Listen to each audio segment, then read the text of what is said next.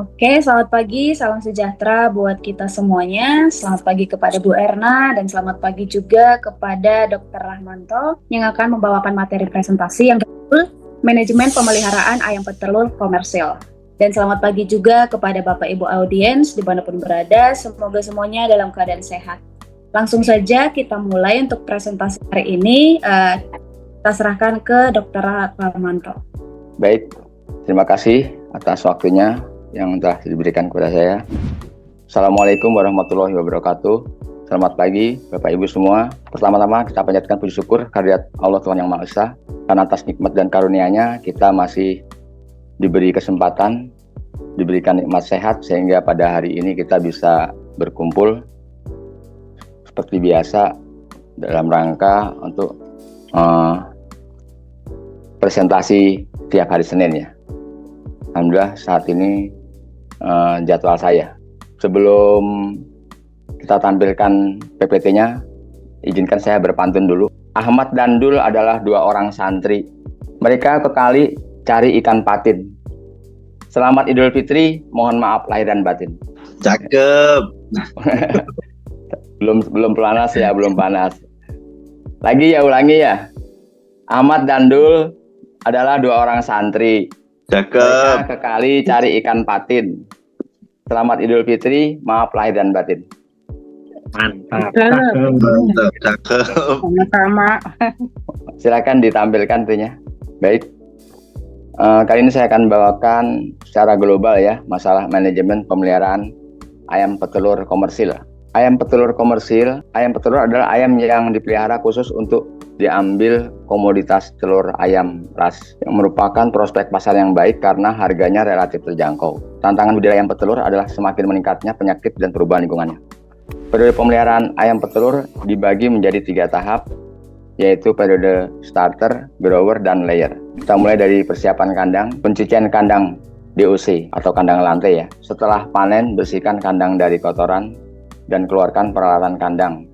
Cuci kandang dengan deterjen dan bilas dengan air. Setelah kandang bersih, tutup tirai kandang dan semprot dengan desinfektan. Masukkan liter yang telah didesinfeksi dan sebar merata. Lakukan desinfeksi 3-4 kali sebelum DOC datang. Manajemen brooding. Tujuan brooding yaitu menyediakan lingkungan yang nyaman dan sehat secara efisien bagi anak ayam untuk pertumbuhan yang optimal. Ketentuan umum brooding.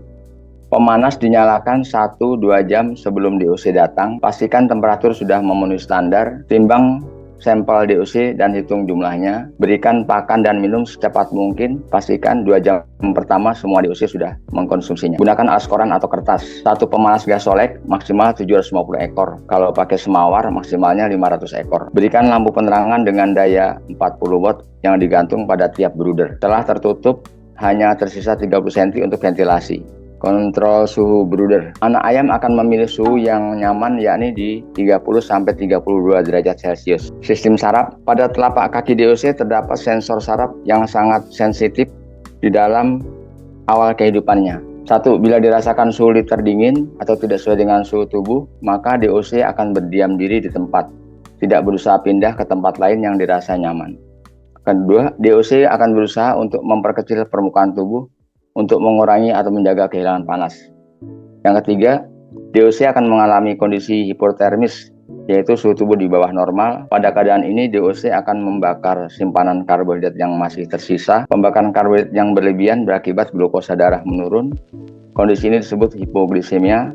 Akibatnya, anak ayam mengalami kelemahan total yang dapat menyebabkan kematian. Periode starter. Tujuan dan target periode starter. 1. Mencapai susunan kerangka dan berat badan yang sesuai dengan standar. Memperoleh berat badan 290 gram saat 4 minggu dan 390 gram pada saat umur 5 minggu. Pemberian pakannya, gunakan alas koran agar suhu liter cepat hangat dan DOC dapat mengenal pakan. Sediakan pakan dan minum secara bersamaan sebelum DOC masuk. Dimasukkan ke brooding. Yang ketiga, tebar pakan di alas koran tipis-tipis dan merata. Pakan diberikan sedikit demi sedikit pada awal minggu, tapi sesering mungkin. Pemberian air minum pada 2 hari pertama sebaiknya diberikan air dengan temperatur kurang lebih 25 derajat Celcius ditambah larutan gula 1% dalam 1 liter air minum. Sebaiknya setiap ekor DOC paruhnya dicelupkan pada air minum untuk merangsang nafsu makan. Nah ini mungkin kalau ayamnya banyak nggak perlu semua ya, artinya kita bisa lihat DOC-DOC mana yang masih belum mau minum ya. Jadi kita celupkan paruhnya itu. Pada 2 minggu pertama tempat minum harus dibersihkan 3 kali sehari. Selanjutnya minggu ketiga dan seterusnya dibersihkan 2 kali sehari. Karena di minggu-minggu awal ini kalau kita perhatikan dari ayam tuh keluar lendir, nah itu harus dibersihkan itu. Takutnya ada kuman atau bakteri. Sekarang periode grower. Tujuan dari target periode grower adalah 1. Mencapai standar bobot badan dan keseragaman. 2. Memperoleh berat badan 380 gram saat 5 minggu dan 470 gram pada saat umur 6 minggu. Berat badan di bawah standar pada umur 6 minggu pertama dapat mengakibatkan hambatan pertumbuhan organ penting termasuk fungsi imun dan respon terhadap vaksin. Breeding total nih. Breeding pada minggu kelima, pisahkan ayam kecil, sedang, dan besar. Ayam berat badan kecil tetap menggunakan pakan starter sampai berat badan masuk standar. Lakukan akhir ayam yang jelek, berat badan jauh di bawah standar. Pindah ke kandang baterai atau grower jika punya. Manajemen pulet 13-16 minggu. Persiapan pindah baterai layer. Sampling berat badan dan keseragaman. Jika berat badan tidak standar tetapi keseragaman bagus lebih dari 85%, maka perpanjang pakan grower. Jika berat badan dan keseragaman tidak standar, lakukan grading total ulang. Pemberian pakan pagi 30-40% dan sore 60-70%. Pastikan siang hari jam 11-14 atau jam 11 sampai jam 2 siang tuh tempat pakan kosong untuk memperbesar tembolok. Lanjut. Periode layer. Pastikan berat badan masuk standar dan keseragaman di atas 86%. Mulai dilakukan seleksi jengger atau menseragamkan dewasa kelamin.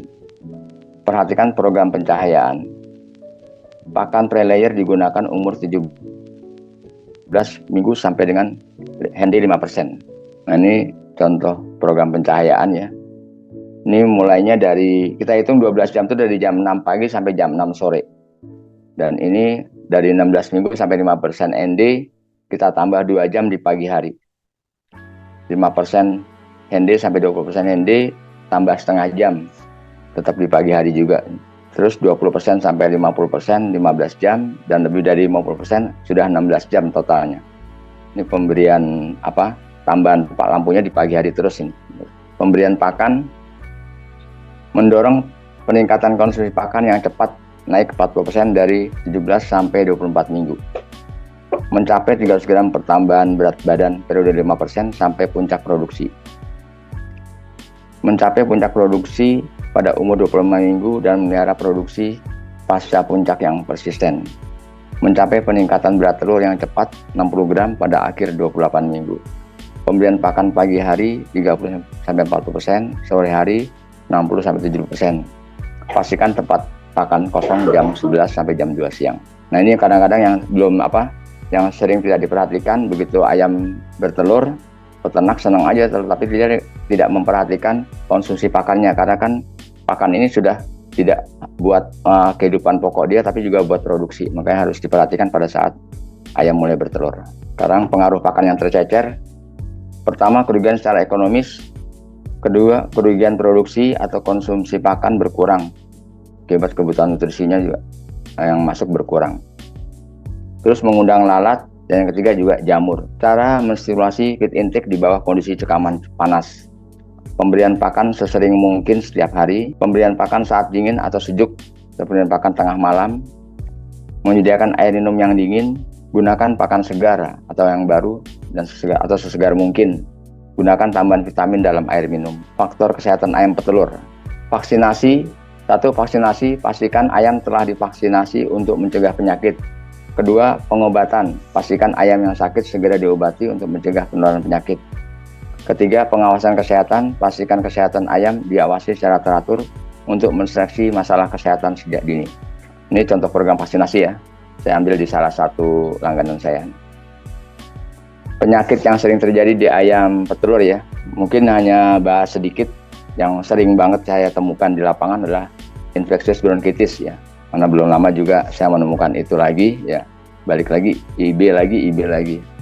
Indikasi produksi turun 10-50%, Pada ayam petelur dewasa akan terdengar suara ngorok waktu bernapas. Kualitas telur menjadi rendah seperti bentuk telur abnormal, kerabang tipis, kasar, atau lembek, dan warna kerabang pucat. Putih telur encer. Penyakit lainnya yang sering, Newcastle disease, polpok, cacar, sering juga, dan NE, serta cacing pita. Demikian yang bisa saya sampaikan presentasi pada pagi hari ini. Kurang lebihnya mohon maaf. Kita bahas sama-sama. Saya kembalikan ke moderator. Terima kasih. Terima kasih kembali kepada Dr. Rahmanto yang sudah menyampaikan materi presentasi hari ini. Semoga menjadi ilmu baru buat kita semua ya Bapak Ibu. Dari Bapak Ibu mungkin ada yang masih penasaran dengan materi yang disampaikan Pak Rahmanto. Saya persilahkan untuk bertanya. Ada yang masih penasaran mungkin dari Bapak Ibu? Mau pengen tahu? Saya mau tanya Bu. Ya boleh, silakan Pak Zikri. Ya, baik, perkenalkan saya Zikri dari Lampung. Saya ingin bertanya sedikit tadi Pak soal masa istirahat kandang Pak ya, masa saat pembersihan sanitasi kandang. Nah itu kan biasanya kan ada yang melakukan 2 sistem Pak ya, ada yang pakai desinfektan aja, semprot desinfektan biasa, ataupun ada yang malahan pakai fumigasi gitu. Nah menurut Bapak apakah dengan fumigasi aja ataupun dengan semprot desinfektan aja bisa dapat menjamin kandang itu bersih dari parasit-parasit, atau perlu ada 2 kali juga Pak, misalnya seperti kayak semprot desinfektan ataupun kayak dikasih lagi fumigasi gitu Pak. Baik. Oke, itu saja. Terima kasih Pak. Terima kasih atas pertanyaan Jikri. Baik sekali pertanyaannya. Sebenarnya kalau untuk fumigasi memang di ayam komersil ini saya temukan masih sangat-sangat jarang ya yang melakukan fumigasi. Tapi kalau untuk di breeding farm itu suatu kewajiban, ya pasti kandangnya difumigasi. Tapi beberapa tempat kandang ayam petelur komersil, seandainya sering terjadi penyakit gumburu, mau tidak mau kita harus melakukan fumigasi. Jadi setelah semua bersih, semua liter udah ini, sebelum DOC datang kita melakukan fumigasi. Jadi saya perhatikan fumigasi di kandang ayam petelur itu melihat kasus per kasus. Selama dia tidak ada muncul penyakit gumburu terutama, itu saya tanyakan nggak perlu melakukan fumigasi.